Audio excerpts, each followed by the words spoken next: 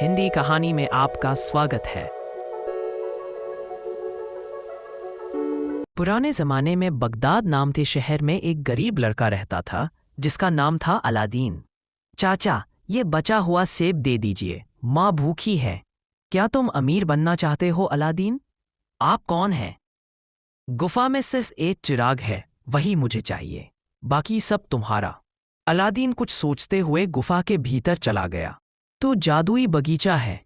Aladdin ने चिराग उठाया, लेकिन कुछ गड़बड़ हो गई। चिराग मुझे दो, तभी बाहर निकल पाओगे। पहले बाहर जाने दो। गुस्से में आकर जादूगर ने दरवाजा बंद कर दिया। अलादीन ने चिराग को साफ किया और तब हुआ चमत्कार। मैं चिराग का जिन हूं। बोलो मालिक, क्या हुक्म है?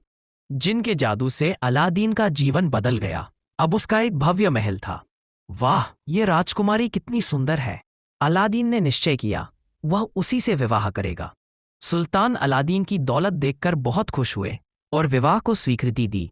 पुराना चिराग दो, नया ले लो बेटा। राजकुमारी ने चिराग बदल दिया और वही सबसे बड़ी भूल थी। महल गायब था, माँ, राजकुमारी, सब कुछ चला गया।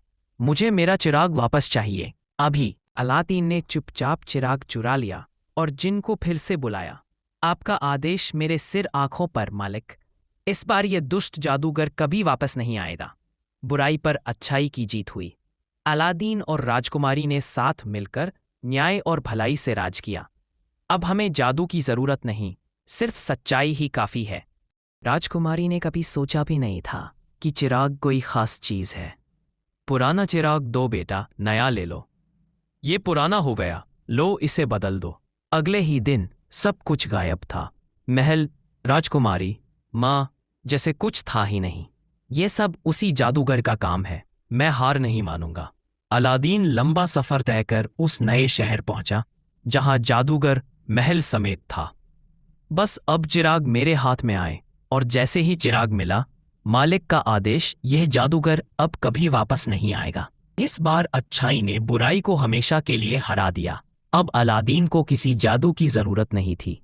उसका जीवन, उसका प्यार और उसकी अच्छाई। कहानी अच्छी लगी हो तो लाइक, सब्सक्राइब करिए।